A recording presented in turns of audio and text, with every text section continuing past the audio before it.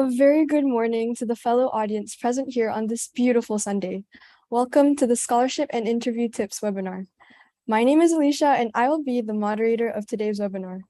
Before we start, I'd also like to encourage everyone to subscribe to Cemerlang, our online platform dedicated for high achievers, if you haven't already. There, you'll be able to access more informative articles and forums like this, career tips, inspiring stories, and even opinion pieces. Now, a little introduction as to why we're doing this webinar is because with the nearing SPM, which will be followed by scholarship application seasons, we would like to understand a little more about the speakers' scholarship experiences. With that, let's welcome our spectacular speakers who have received offers from the most sought-after scholarships in Malaysia. Let's learn a little bit about our speakers who are all from College Yayasan Saad, class of 2021, before we get into this talk. First up, we have Kisina Afika binti Shaibi.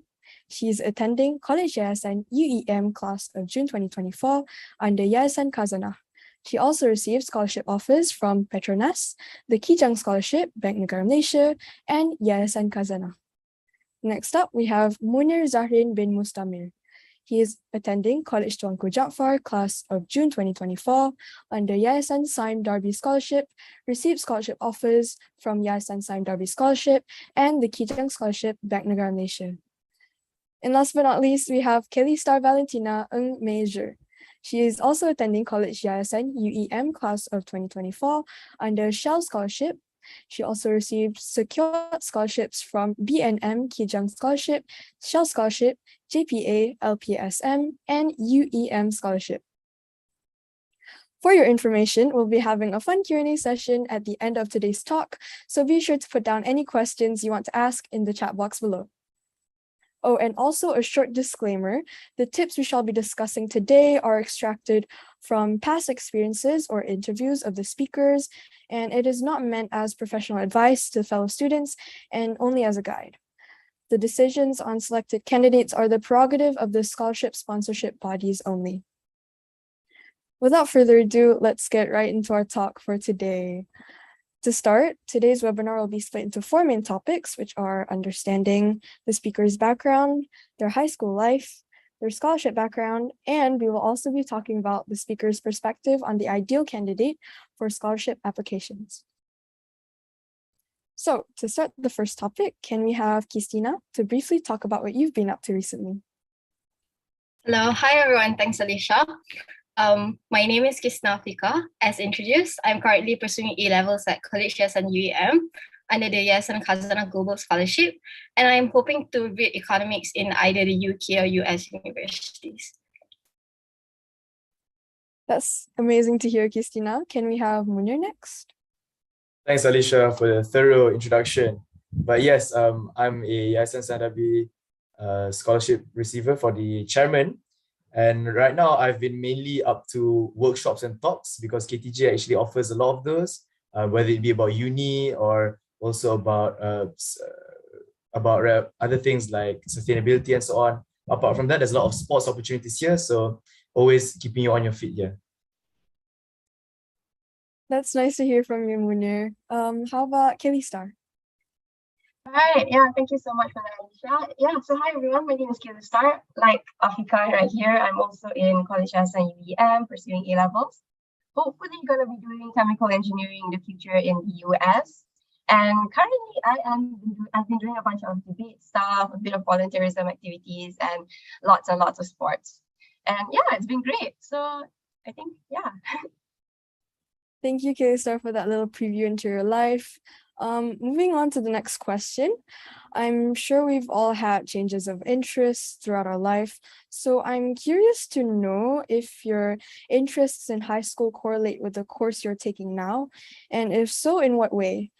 Maybe we can start with Munir. Yes, so I forgot to mention just now, actually, the course that I'm intend to pursue later on is data science. And it had little correlation to what I did in high school, but little things that I did in high school pushed me to actually want to have that interest in data science. So back in high school, I used to love mathematics, economics, but then I also liked coding. I joined competitions and so on.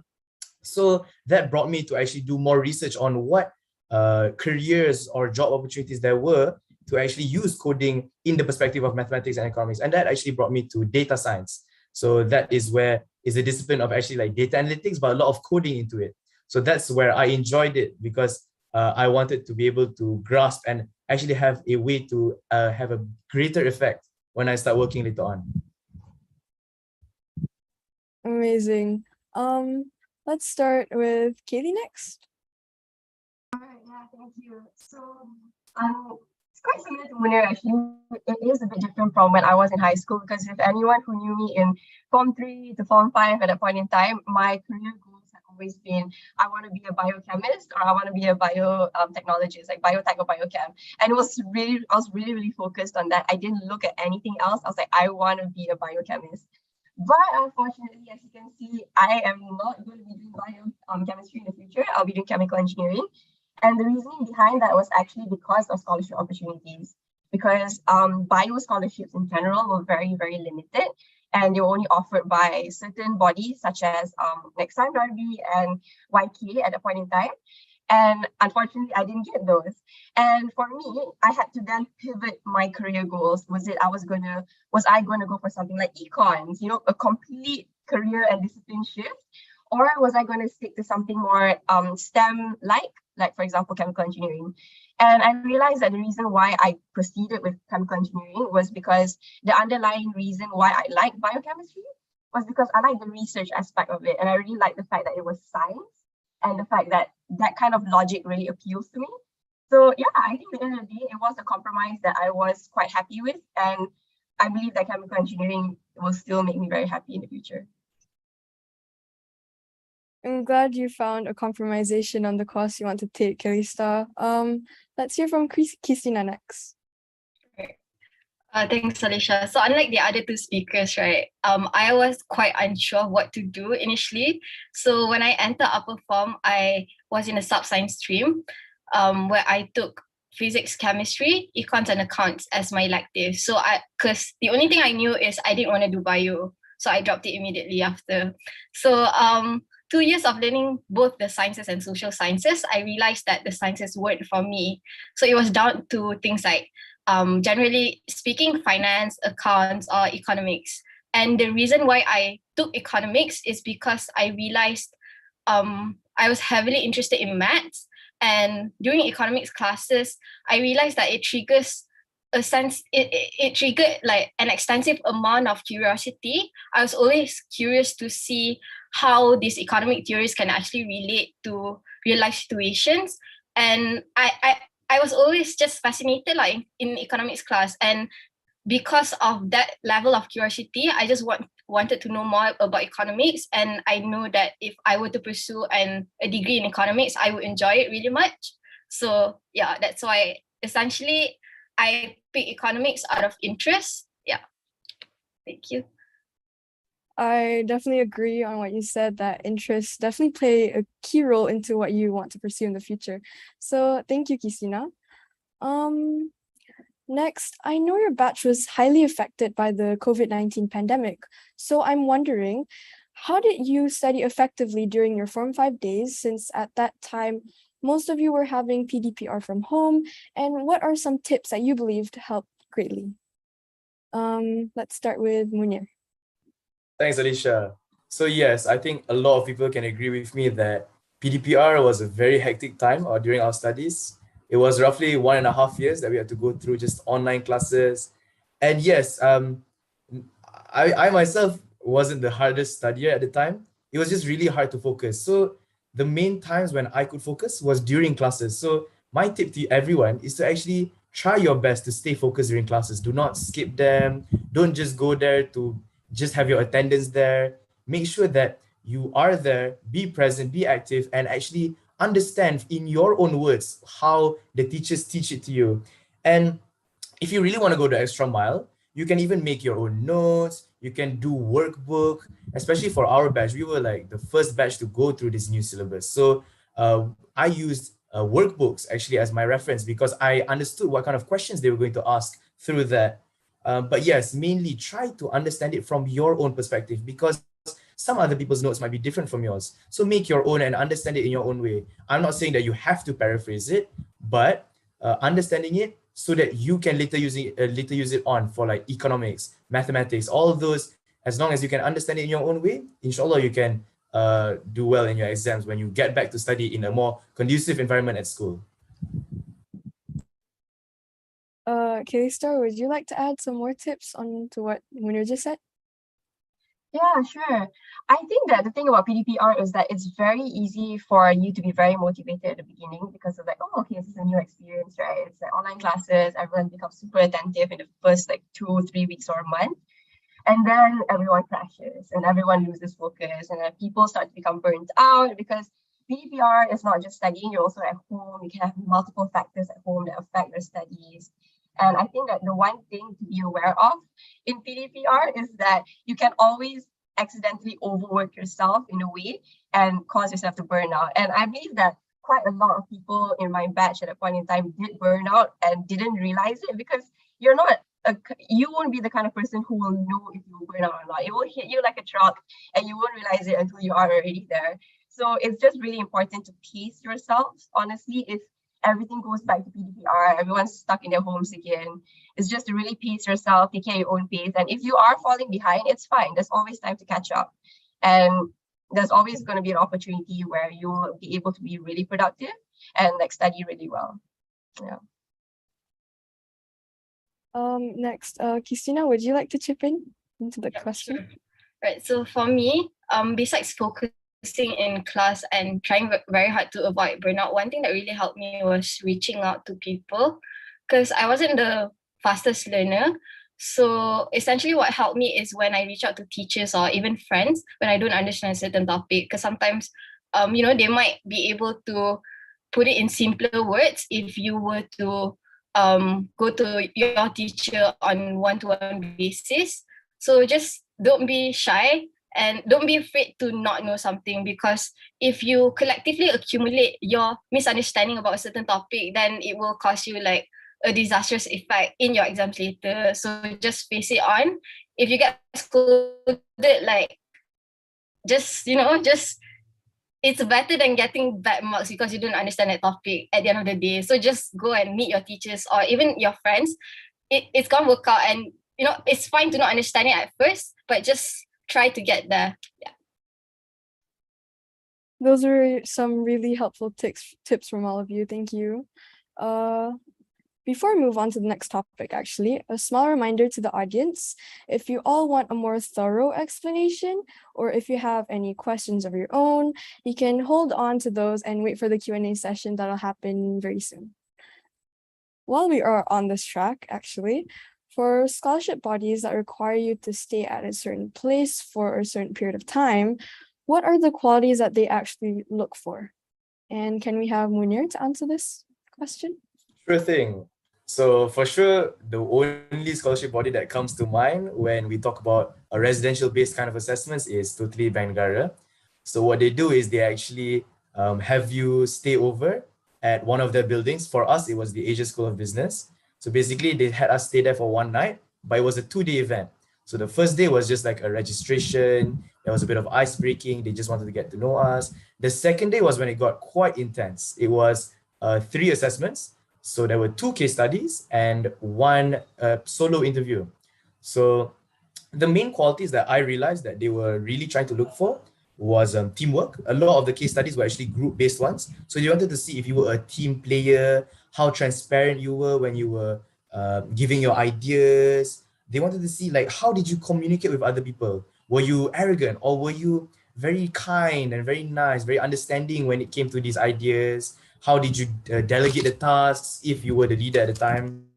But they also wanted someone who was accountable. They really wanted to see how honest you were if you did a mistake, because they just want to see if you could be a good team player. But finally, it's also about confidence. They really want to see that, you believe that you did well, but you were able to show it in a humble way. So I feel like confidence is the major factor actually for these kind of case studies and so on, because they just want to see you able to speak your own mind, but at the same time be humble and be careful with what you say. That was some really eye-opening advice. And I actually find it interesting that accountability is also an important quality in interviews, since, nobody really wants to admit that they've done something wrong in life-changing interviews like this. And I think a lot of people's mindsets during these interviews is that they need to portray this picture-perfect student who is like flawless in every way imaginable, but that's clearly not the case for everything. So thank you, Munir. Can we have Kaylee start to dig a bit deeper into what case studies are actually about and how it's conducted? Yeah, sure, thanks. So, okay, yeah, the thing about case studies, I think case studies are like probably one of the most daunting aspects of scholarship applications besides the interview, right? And the thing about case studies is that there's not a lot of information about it because most of the times these case studies are quite like confidential. You can't share information about them, etc., etc. But what we can say about it is that these case studies, most of the time, will have to be in groups, meaning that you're going to be working with people, and there will always be people who will try to outshine you, who will always want to talk. And I think the main key in case study is two things. One, making sure that your communication between your teammates is clear, because every time you have a case study, there's a goal that you're trying to achieve from that case study. And it's very hard for you to achieve that goal if you don't synchronize your teammates properly, if you don't sync up with them, if you don't communicate with them. So the one thing that they do look at is communication. And second thing is your critical thinking skills when you are in that situation, because case studies are designed to be hard and designed to not have enough time. If your case study should take like an hour to do comfortably, they will give it to you in half an hour. If it takes half an hour, they will give you 15 minutes to finish it. So it is like by design supposed to test you under pressure and to see how well and how effectively you think and how you reach those goals without compromising on the quality of the work that you're putting out, basically. And I think another thing about case studies is that there are two kinds of case studies. You have either the business problem case studies and you have the more like general topic case studies. General topic case studies are basically you just give a speech about maybe a topic that they give or give your thoughts about the topic that they give. But the business case studies are the slightly harder ones because they'll give you a business problem and then they give you like XYZ resources and XYZ will cost how much. And then they give you a budget. And then you'll see which options you pick based on the budget constraints and how you like reach your goals without compromising your budget or compromising on the quality of like the materials you're using or stuff like that. Yeah, so it's pretty complicated, but it's all doable and it's completely like you are able to do it. It's just very stressful at a point in time. So all you have to do is basically keep a level head and communicate with your teammates. I think that's the biggest tip, honestly, for case studies. Thank you, Kaylee Star, for that detailed explanation on what a case study is. Maybe we can have Christina to maybe add on to the conversation. Right, sure. Thanks, Alicia. I think Kaylee has covered pretty much a lot of stuff, but I'd just like to highlight that you can also use numbers, especially if you're facing a close-ended case study. Basically, they give you, like Kaylee said, X, Y, Z, and you have to pick one. And in most cases, it will include numbers. So to, make your presentation more outstanding, you can calculate the percentages, just basic maths basically, and inform them why you chose this instead of this in terms of numbers. You present your statistics, and it's very important that you come to for me, you have to come to a final decision before presenting. And even if that final decision is not something you personally would want to, when you present, you have to make sure you agree with your teammates. You cannot throw any of your teammates under the bus, even though you don't exactly agree what they've been what the decision has been decided on. You just have to, pull your way through and convince them that what your group has decided on is the best choice indeed. Just walk through your thought processes, what you guys have been discussing about, and always use the word we instead of I. Show that you're a team player and make sure you contribute as much as you also receive other people's information. So don't neglect what other people has to say, but at the same time, don't forget to contribute. Don't just criticize what other people has to say.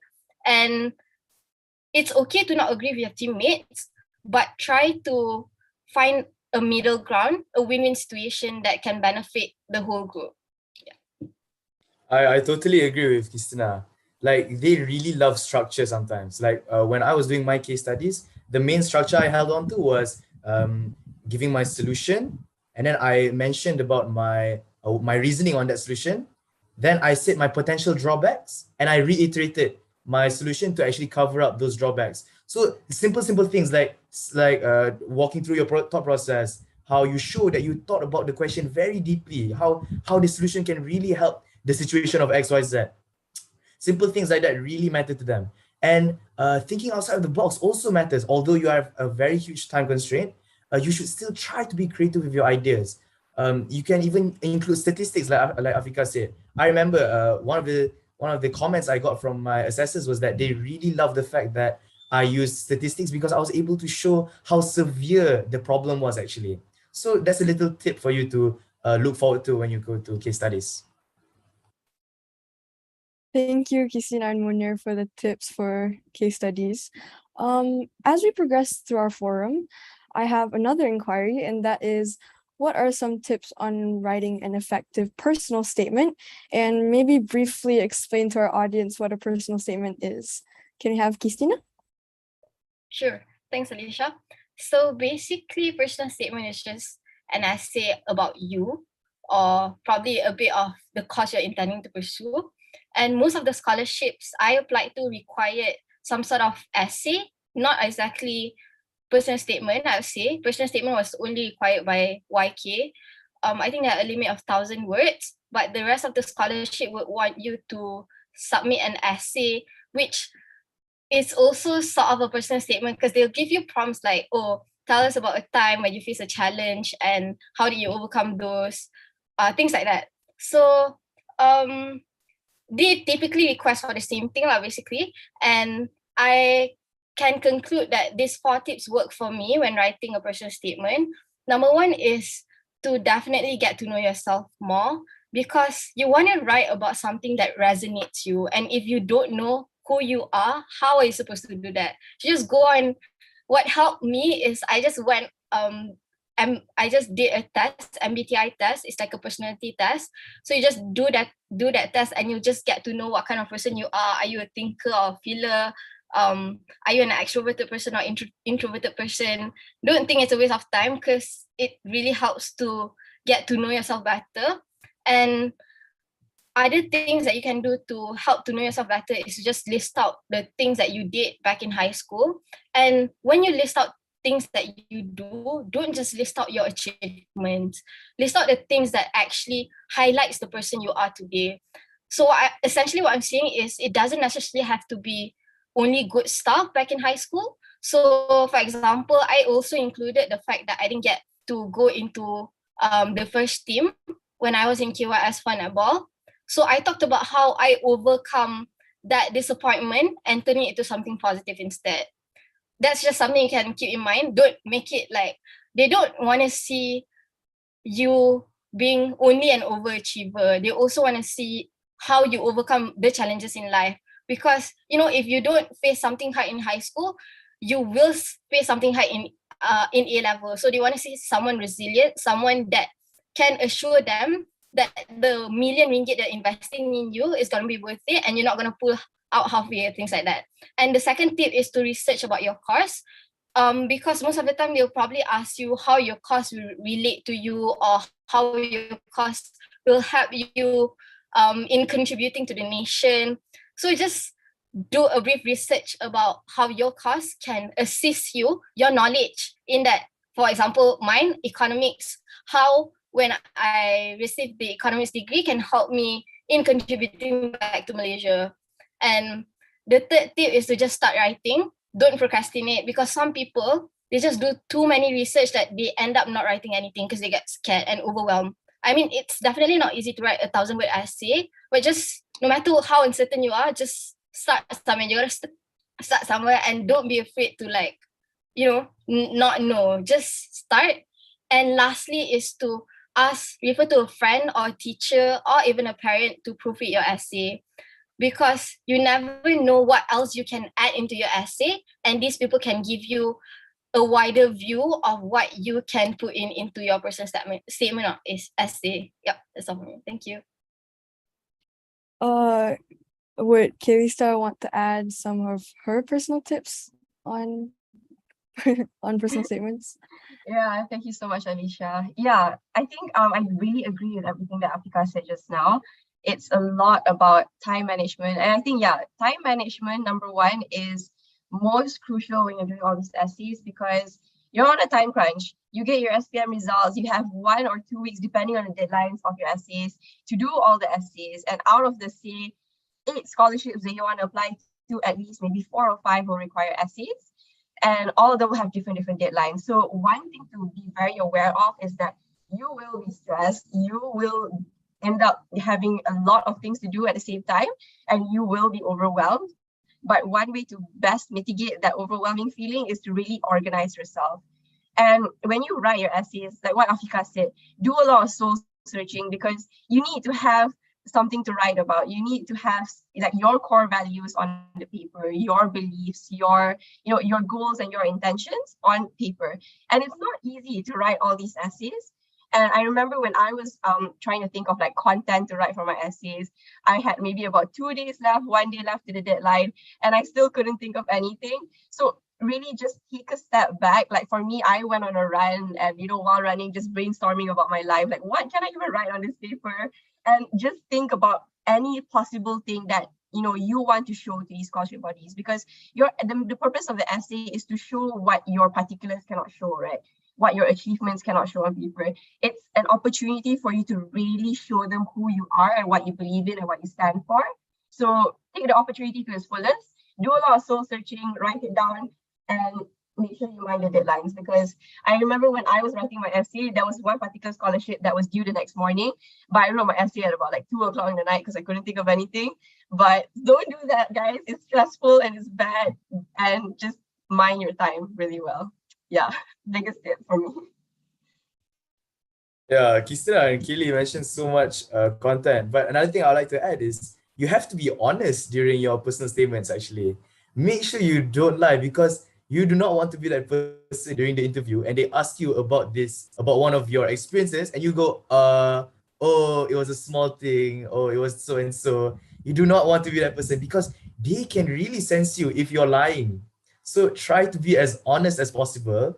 Just try to goreng, like what you learned from that story. If you can really dig deep, dramatize what you went through during your hardships, yeah, just dramatize it, like imagine you're an actor or something. Yeah, just go for it. But apart from that, try to proofread your essay. Get other people's input. So like for me, mainly my brother Muiz and Nelly, her friend, they were really there for me when I wanted to look through my personal statement. My mom, Nia, they really were there for me when I just needed a secondary input on if this essay was good enough, if this essay was honest enough. Is it what Bank Negara is looking for? Yeah, so make sure you consider other people's point of view, because maybe you did something wrong, but you didn't realize. So try to get other people's input. I definitely agree on what Munir just said. Honesty is definitely the best policy in this case. Those were some very notable tips and tricks from all of you. Thank you so much. Looking at the circumstances, you were all able to receive multiple scholarship offers, and this is an incredibly jaw-dropping achievement. To my understanding, this meant that you all stood out in your interviews and applications. So how do you make yourself shine amongst the other applicants? And is it true that some scholarship bodies don't really prefer applicants to overshine others? Maybe we'll start with Kaylee Star. Sure, thanks, Alicia. Yeah, number one tip for interviews is never, ever be arrogant. That is a huge red flag.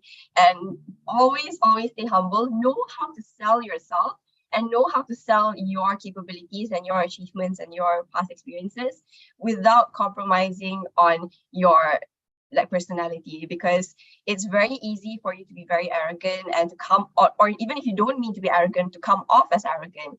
It's very easy for you to cross that line if you try to overshare or try to outshine your other teammates if it's a group interview. So it's the one thing to keep to keep like a hold of is to always appreciate and understand your circumstances that enabled you to reach that stage. So for example, for me, and I think Munir and Afika can also agree a lot, is that the school that we came from, KYS, it really equipped us with a lot of resources. We had access to seniors who we could ask like their past experiences. We had access to actual tips from other people, and we had access to like webinars like this, from past scholarship applicants. And we were very, very fortunate to have that. So being able to show that you are grateful and you do recognize that you had a privileged like outcome from your resources, that is very important to show that you are still humble and you realize that you are who you are because of the circumstances around you. That's one. Another thing is to always make sure that you shine, but also highlight how you manage to reach those like achievements or stuff. Because in interviews, you have both normal interviews and you have CBI interviews, which are competency-based interviews. And the thing about competency-based interviews is that you're supposed to highlight your experiences, how you contributed to those experiences, or like those projects or those like assignments last time or competitions, and what was the outcome of that. And the biggest problem that I had was, because I was trying to be humble, I tended to use a lot of like, oh, we did this and the outcome of our work was this. And that's not necessarily what you want to look for at that point in time, because you want to see what you did and how you contributed and how you worked. So it's important to always highlight that, oh, my impact was this and the outcome of it was this, and it was either a good outcome or a bad outcome. It doesn't matter, because that is your experience and that is what they are looking for, genuine experiences. And it's always important to highlight your contributions to the team, because at the end of the day, they're not sponsoring your team group in your past experiences, they're sponsoring you. So yeah, I think that's one of the biggest tips. That was some really helpful advice. Thank you, K-Star. What are your opinions, Munir, on this question? Yeah, I mean, I totally agree. Just to clarify, we have to realize that academics are important, totally, but they are mainly the ticket for you to get to the scholarship application. Because you have to realize, like, when you get to the next level, everyone that's going to be having either 7A+ and above. So as long as you can at least get that bare minimum, like, let's just say you get all straight A solids and a few A+, that's good enough to actually get your chance for a scholarship. So just keep trying. But after that, it's really just your own personal qualities and how your experiences have affected you determine the rest. Because as long as you can communicate your own ideas, communicate what you went through, what you learned from them, that's what they want to see. But yes, adding on to what Keely actually mentioned about interviews, sometimes they won't just ask you a lot of serious questions. They might throw you a curveball and ask you something very, very, I wouldn't say random, but a very like, it's like a cute question. They'll be like, okay, if you were a fruit, what type of fruit were you? What's your favorite movie? Sometimes you could look at it as a icebreaker, but you have to actually maybe try to find a way and make it a serious answer. Try to, maybe like the movie question, try to relate the values you learned from the movie to what you want to achieve. Make it like a goal setting standard for you. Thank you, Munir. That's very sorry, okay. Maybe we can have Christina next to add on to what Munir just said. Yep, sure. Just to add on, I actually had a personal experience on a weird interview question. So basically, I got asked, if you were a bird, what type of bird you would be. And what happened was, someone in my group laughed to that question. I mean, it is funny, but being in an interview, you shouldn't laugh. So that's like number one, no matter what they throw at you, just don't laugh and show that you're serious. And when you answer, try to explain why you answered that question, even though it can be like, I answered eager, so I just said, because I'm a very goal-oriented person, blah, blah, blah, blah, blah, blah. I mean, it was sort of relatable, but even if they ask you the most out-of-the-box question, try to relate it back to yourself, because essentially that's what interviews are for. They want to see how you think and what you can sell about yourself in a way. And just to add on, listen to the questions properly, because I also got asked another question. It was, what's your favorite food? And the interviewer specifically required us to answer shortly. But but another person in my group answered, he elaborated on his points. So he got cut off midway, and that just shows, that's not a good sign because you weren't listening. And going back to what Kelly said, CBI, the competency-based interview, is basically this is a more serious part of interview, and they'll basically ask you to reflect on what you've done. And one method that particularly helped me is the STAR method. So basically, you list STAR, STAR, S stands for situation, and T for task, A for action, and R for result. So whenever you want to answer this kind of question, you follow these guidelines. So let's say they ask you about one leadership role that had you to face a challenge. So you explain about what role you were in the situation, what role did you hold in what situation, and what tasks you were asked to do. And then maybe in here, you can also include what challenges you had to overcome as a leader at that point. And then your action. So your action, you can also talk about how, because you didn't know what to do, you reached out to people. This can show that, you are resourceful and you can adapt to challenges. And result, you talk about how everything just falls back down perfectly and maybe the values you've gotten from that lesson. It was really nice to hear some of your past experiences on this. Before we end, actually, this webinar has a large number of expectant high school students who also want a chance in getting a scholarship as well. So what do students have to prepare starting from high school in order to get a scholarship? Maybe we'll start with Munir. Sure. So, well, in my opinion, you don't have to prepare that much during high school. It's more about what you have to experience. So for me, my main experience that I leveraged on was actually my rugby experience, because it was something because I actually never liked sports in my primary school days. So that actually made me become like a very sedentary person. I was actually overweight. So I leveraged on that story because I mentioned how from someone being that slow, I was able to build an interest in rugby. Form 1 to Form 3, I felt like I wanted to give up, coming back home with scratches, covered in mud. But then I realized that I became an actually good player in Form 3. I was able to contribute. I was able to get those tackles and those passes in. And then for Form 5, I kept building on the interest, getting better. So little stories like those show your challenges, show how you grew as a person. That's what they really want to see. So it's not always about discovering your interest. I mean, that's good as well. You can also mention about, I'm not sure what I want to do. So try everything. I look at this engineering course. I look at this computing competition. I look at this debate competition, this mooting opportunity, related to law. So little things like those, showing that you actually tried and you were expanding your horizon and views on these kind of factors. The scholarship board is really like that when you talk about that during interviews, because it shows that, yes, I am passionate, I am set on your said course. Thank you, Munir, for that helpful advice.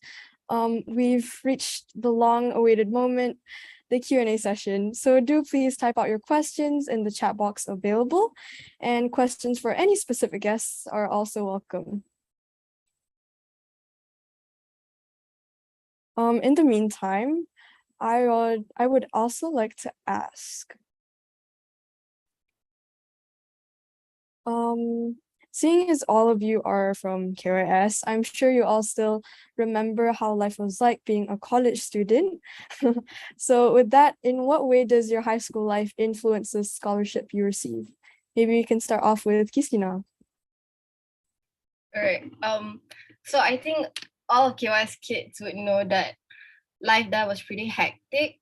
So I guess one value that really pushed me in this whole scholarship process is resilience. Being in KYS really taught me that no matter what life throws at you, you're gonna get it at the end of the day. So just pull through with whatever you've gotten in yourself, and to just believe that you have it in you. It's just that you have to get it out there.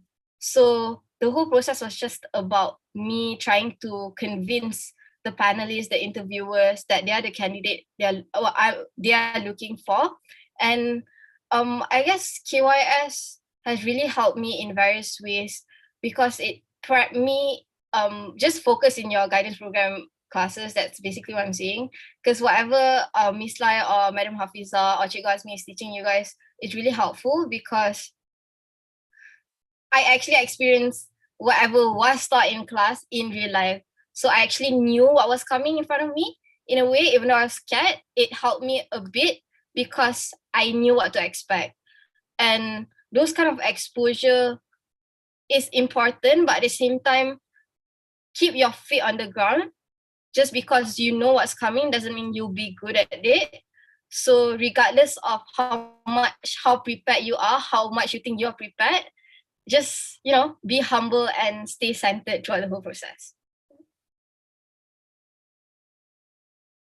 Thank you, Christina. I completely agree on what you said, that resilience is definitely a key skill we need to grasp in order to overcome the obstacles life will throw at us.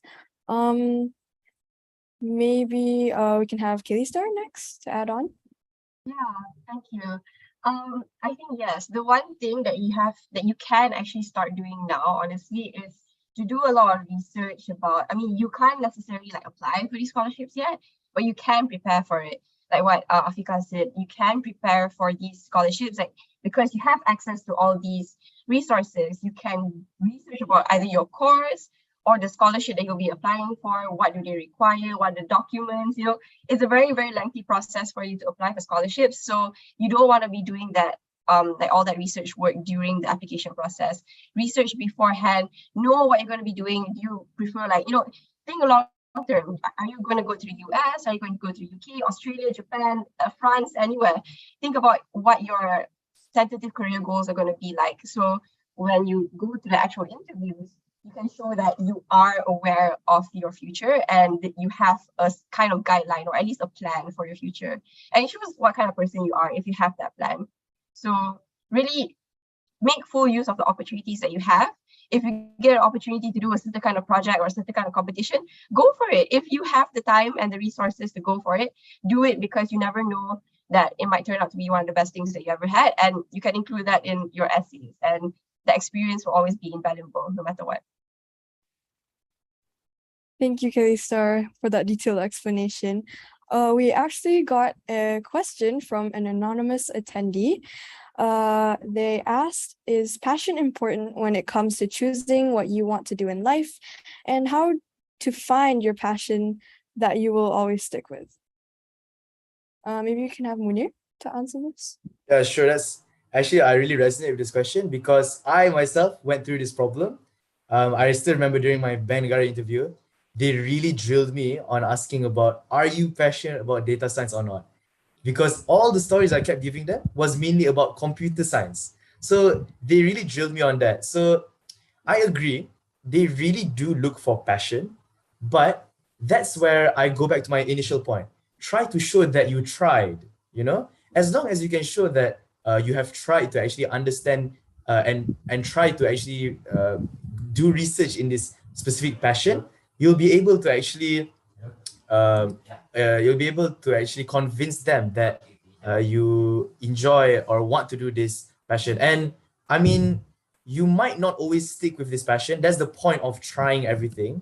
But that might be a bit difficult because not all scholarship bodies allow you to change between your courses. So that's the other risk when it comes to applying for scholarships. Make sure that you are sure about doing this subject, or you can be smart about it and actually choose a course that has multiple disciplines. Like for me, I intend to do data science, but there's a specific course at Imperial College right now that offers, it's called Economics, Finance, and Data Science. So I could be able to actually do all three if I wanted to. So that is my goal right now, to actually be able to do all three of those, but still pursuing my passion in data science. Yeah, I think I would like to add on that as well, because this is also something that I experienced going from biochem to chemical engineering, tentatively. So the thing about passion is that if you had a passion for a certain subject, right, or a certain course, or you're set on a course right now, but the course is niche, like biochem, then you have to understand the underlying reason of why you like that course or why you like that subject. Is it because of the logic behind it? Is it because of the numbers behind it? Or is it just the science aspect of it, right? So for me, when I was applying for all the scholarships, it was always between bios courses, econs courses for like like for example Bank Negara, where they don't offer any science courses, and then we have like chemical engineering, for example. So whenever I went for all the econs courses interviews and everything, I would always try to convince myself that it's possible for me to do econs and I'll be fine with econs. I tried to convince myself, and I think I convinced myself too much to the point where I managed to convince others that I was really passionate about econs. When after I got the offers for the scholarship, then I actually really thought to myself, like, do I really want to do econs? And because econs, like, in general, it was an easy option for me to just take, because it was like, oh, okay, let's just take econs for the sake of it, right? But you actually have to look at what you'll be doing. You're going to be doing so much calculations, so much numbers. When I was looking at the econ subjects combination, the first thing I thought of was, oh my gosh, there's so many numbers. I don't think I'll be able to handle this, and I don't think I'll be happy with it. So always understand the underlying reason why you like a certain course to begin with. And from there, if you want to pivot, like what I did, I had to pivot to chemical engineering.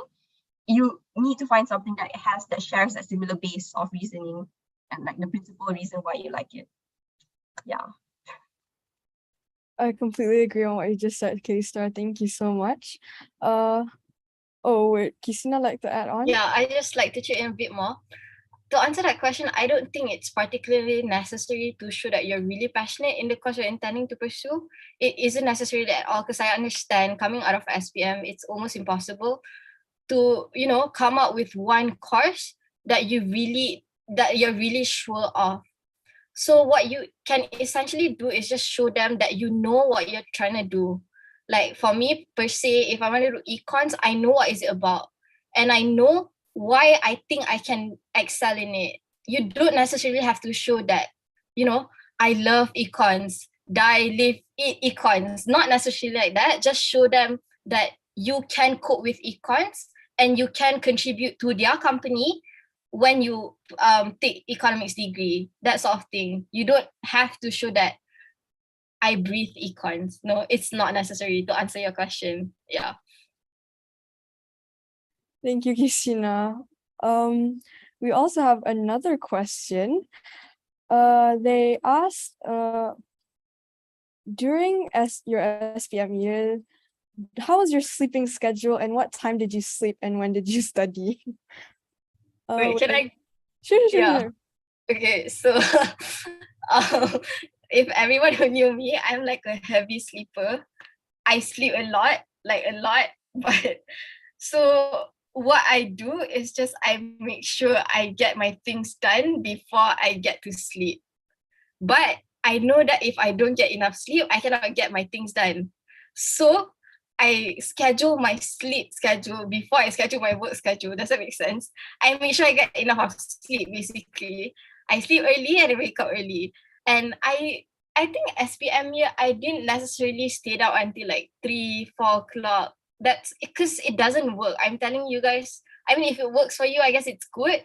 But essentially, it doesn't work because it just tires you in a way that you can't recover. You'll just end up sleeping until 12 noon the next day. So if possible, try to avoid them and just cram your study time appropriately. Don't try to elongate it just to make it look like you're studying hard. So one thing that I use is the Pomodoro technique. I'm pretty sure a lot of you guys have heard about it. So basically you study for 25 minutes and then you take a break for 5 minutes and then 25 minutes and then a break for 10 minutes. So what this does is you'll eventually be setting small goals that you achieve throughout the day. So instead of trying to cram one thing in an hour, you do it within 5 minutes, 25. And that works for me better because I try to push it in, cramp it. So I do it efficiently instead of knowing that, I'm going to stay up tonight. So I'm just going to take things lightly and do it, like that. I don't think it's worth sacrificing your sleep time because sleep is important. Sleep, guys. Yeah. As a heavy sleeper myself, I completely agree on what you just said. So, on to our next question. Is passion more important or opportunities? Since, for example, Kaylee chose based on scholarships offered. Maybe we can ask it, yeah. Yeah. Okay. Yeah. I think yes, definitely my choices would definitely compromise because the scholarship offers. And for me, I didn't have a choice in the sense that if I didn't take the scholarship, I probably wouldn't have any like tangible path to continue for like tertiary education because of like financial constraints. But I think that there's always a best way to compromise because passion is important. I learned this now and I realize it now. I didn't realize it then because at that point in time, my mindset was like, give me anything, I'll study. I don't care. Just give it to me. Give me the scholarship, I'll study and I'll do it. But really, that's not realistic at all. At that point in time, you will feel like that because it is very overwhelming and it is very frustrating when you cannot get the scholarships that you are aiming for. But always try your best and just apply for everything because I will be honest, when I applied for Shell was honestly one of the scholarships I put the least effort in. I put a lot of effort into YK and Sime Darby because they offer bio. I didn't put a lot of effort into Shell or Petronas, even though they were chemical engineering and even though they were science stuff. But I didn't put a lot of effort into it. I put effort into it, but it wasn't like, oh, I'm going to go all out in this. I almost didn't go for my Shell interview because I was too tired with the scholarship application. Honestly, it was very, very frustrating. But biggest tip is to always pull through and just do everything, apply for everything, go for everything, and then sort out your options because make sure that if possible, stick to your passion. If possible, if everything goes the wrong way, then you can pivot away from your passion and do something that you might have to force yourself to do. But if possible, always stick to your passion or at least something that you will remotely like a little bit, So yeah, stick to your passion because it'll make it a lot easier, honestly. I agree to what Kelly Star said. I'm pretty sure your passion is definitely like an important role that plays into your course since it's like your key motivation into studying and everything. So yeah, thank you, Kelly Star. Another question we have is what type of education background do scholars look for?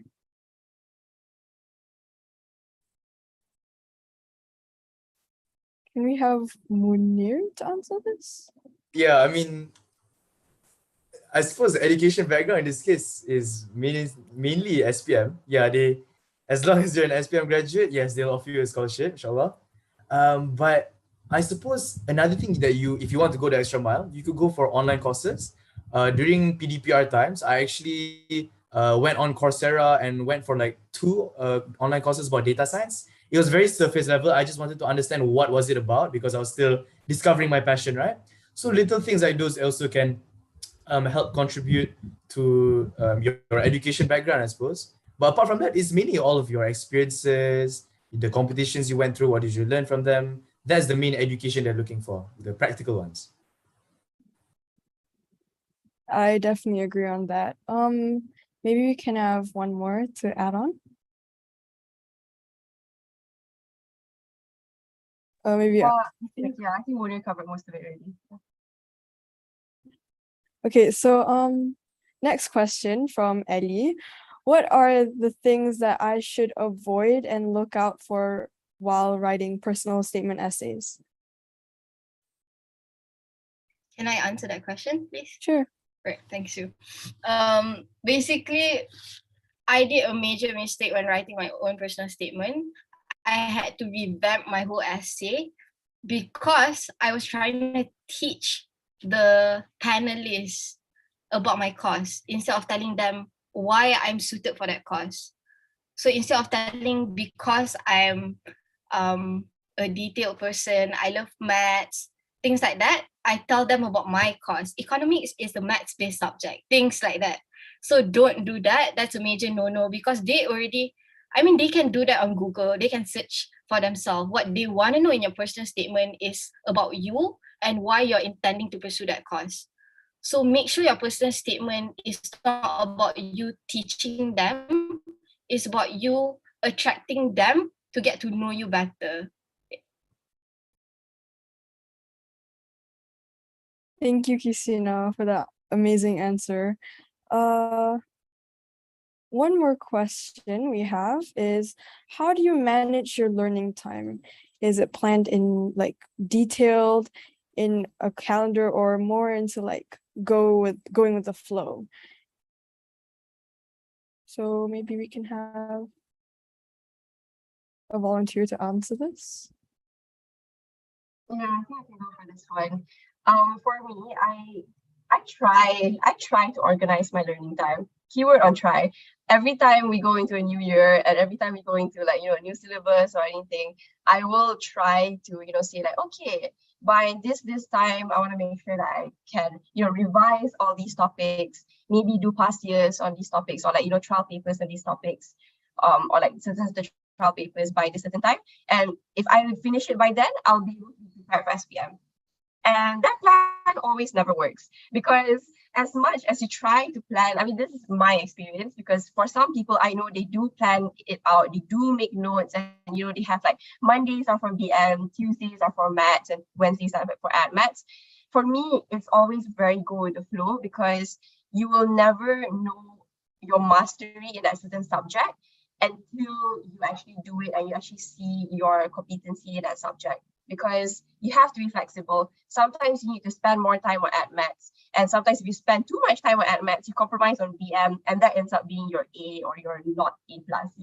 So those kind of things you have to take into account as you go by, because you can't plan it out from the beginning, because there'll be a lot of factors that will affect you in between. So it is good to have a certain kind of structure to ensure that you do cover everything eventually, but don't restrict yourself to like a rigid 9 to 5 schedule, that kind of thing. Have like blocks for certain subjects. If it works for you, then it's good, because that works for you. But for me personally, I didn't like having that kind of structure, because it limited me it limited me in the sense that I spent too much time on subjects that I was already okay in, and I didn't spend enough time on subjects that I didn't realize I wasn't okay in because I didn't spend enough time on them, that kind of thing. I definitely agree on what you just said. I think it really depends on the person themselves, if they prefer a more structured schedule or they prefer to go with the flow. Yeah. So next question.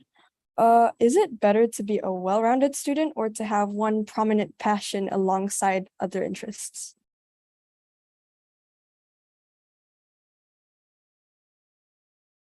Maybe we can have Christina, maybe? All right, thank you, Alicia. I think personally for me, it doesn't matter. Like, as long as you learn something from what you've done, if you're passionate about something, but it turns out you being complacent because you're comfortable in that zone and you never challenge yourself within that area. Like, let's say you like playing sports, but because you love playing that particular sport, you never try to venture out, and you've never faced anything that will help you grow as a person, then that's not necessarily good either. But it could also be good if you try to dig in deeper into that specific passion you have, and you have a story to tell how you love that thing, but at a certain point it got hard for you.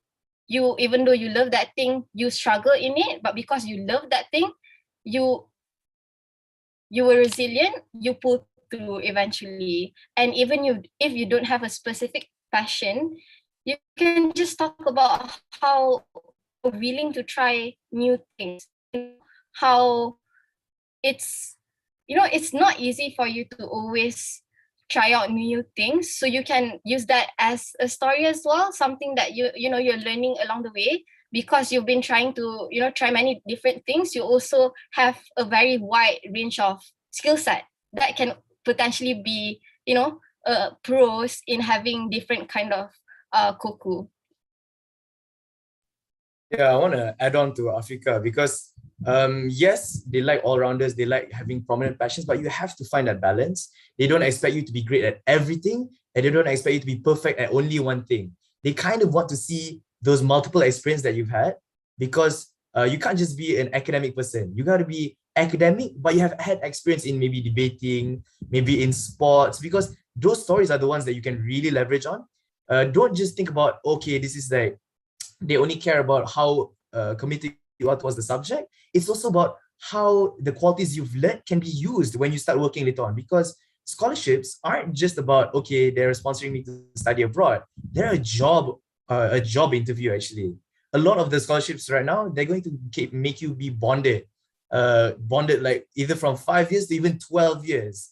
So you have to understand that it's not just about you liking the subject, it's about if you are ready as a person to be put somewhere for that long of a period of time. So just be prepared for that. Yes. Thank you, Munir. Another question. Would it be possible to copy paste everything for every scholarship you apply to? And what kind of story did each of you tell to Scholar Buddies? I think I can go for this one. Yeah, okay. In terms of copy pasting, okay, I am assuming this is like about essays, right? So if you're talking about copy pasting essays, you can't really copy paste the essays bulat-bulat because the prompts are always going to be different. But you can copy paste the situation.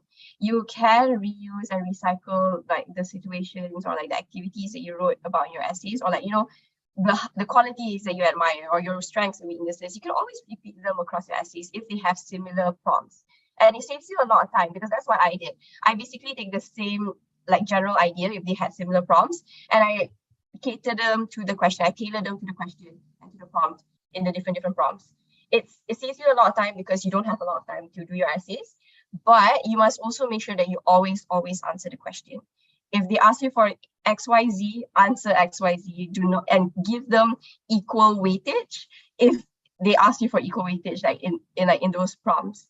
And always make sure that, I think one thing to be aware of is that when you're writing the essays, have like a inventory of situations or activities that you can write about. So before you even get SPM results, or like if you have access to past essay questions, think about what kind of situations you can slot into those essays, or what kind of experiences, or what kind of values or characteristics that you have, because that will save you a lot of time from brainstorming during the actual 2 weeks that you have to write the essays. Can I just add on a bit to what Kelly has said?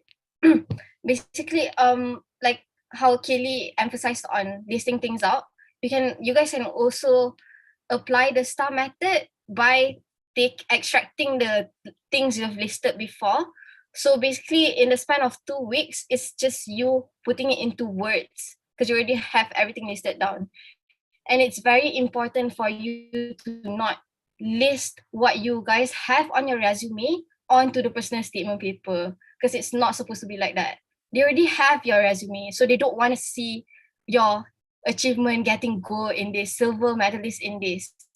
They want to know your story. If you got a goal of it, or even if you didn't win in that competition, what did you learn? What challenges did you overcome? And you know, what person that makes you, you know, what qualities can you sell to them, not just what achievement can you show them.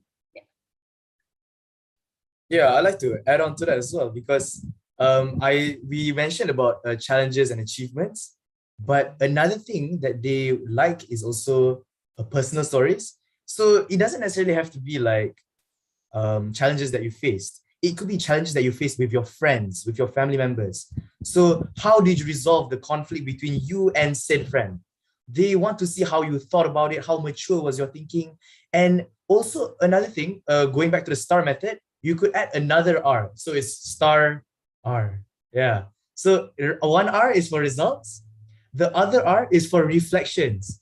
They really like seeing how you thought deeply about how it happened, how you want to become a better person now because of what happened back then. So those little things really show how deep of a thinker you are towards the assessors. Thank you, Munir, Kilistar, and Christina for that detailed explanation. How about we have Azim to ask a question? Hi, can you hear me? Yep.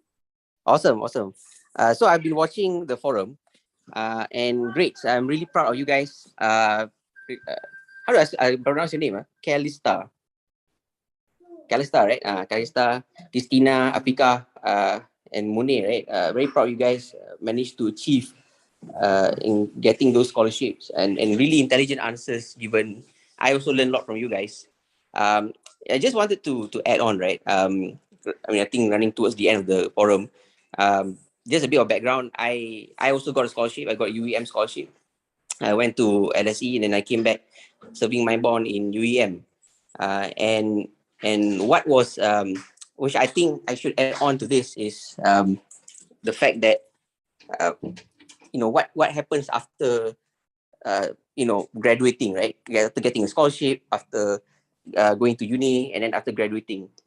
So I would say that getting a scholarship is an opportunity for us to accelerate our growth. But at the same time, there is also another scenario where you may not get a scholarship, right? I think what's important for us to also understand that in life there are various routes, and a scholarship could be one of it. But those who do not get a scholarship also will have their own routes. And when we get a scholarship, there's always I would say the pros and cons, right? There are always pros and cons. And getting a scholarship would open doors, but most scholarship would require for you to serve a bond, right? And the bond would work. It may work in your favor, or it may not work in your favor, and that would depend on how you react to that. Some people took full advantage of the bond. Some people don't. Some people just want to survive, get the bond out of the way as quickly as possible. But those who actually maximize their time there and quite sure of what they want to do, they would most likely do well. But based on what I observe, a lot of people who do not take full advantage of that bond end up actually seeing their career progression derail, right? Because they end up, okay, after graduating, they think, after going to a good university, after graduating, they think they are there, and what happened next was they would actually not wanting to take up very core functions of a company, right? They wanted to take peripheral functions. Maybe if you are an accountant, if you've done finance, ideally, you should try to do finance as much as possible, rather than going to, say, transformation. And that sort of decelerate their career. And then after 5-6 years, it's hard for them to grow and get a promotion. And somebody to be a really good student in KYS or in school, you would find that they may not be at a certain senior level after 5 or 6 years. They remain to be maybe senior executive or even manager. That is and you need to know that that the bond may not have actually worked in your favor that much, right? So taking out scholarship has this kind of challenges, whereas some who do not get a scholarship, I give an example, like my sister. She did not get a scholarship. She had the freedom to choose and really maximize every opportunity that she has. So now she's a developer in a Microsoft company in London, right? At a very young age, So whatever route that you take, there are pros and cons. If you decide to take a scholarship, there'll be this bond that you're gonna have to serve. If you don't take the scholarship, you have a lot more freedom. But yeah, you got to fork out some money. So, but what's really important is no matter what route you take, we need to maximize every opportunity. We need to know exactly at that time whether certain opportunity is derailing us or is it really helping us. And if we are fully aware of that, then we would be able to chart our path more effectively. Not necessarily we get a scholarship, it will guarantee a success in the future. Because I know a lot of people end up taking scholarship, end up not being able to grow as fast as they should, in spite being, very successful in university and in high school. As for my case, I saw all this. It happens to me to some extent, but I try to avoid, getting into that trap, because the bond may make you or kill you if you don't know what you're doing, right? And this forum is great because it really tells you how to get the scholarships. But at the end of the day, it's really it's literally about knowing what you want and pursuing it. I like the point which Christina made as well, that it's not always about your passion, right? But it is really about I think knowing what you're doing. That's why I repeat what Christina said. It's about knowing what you're doing. You need to know what you're signing up for and know and have a plan, right? Because if you don't have a plan, a lot of people are scholars, and then they get stuck in a bond and they don't fit in well, and they start to have to go to court to plead their case and all that, just to break the bond. It becomes really messy, right? So at every point in time, know what you're doing, and know that there are various options in life, and it doesn't matter what options you take, whether it's scholarship or not scholarship, not getting a scholarship.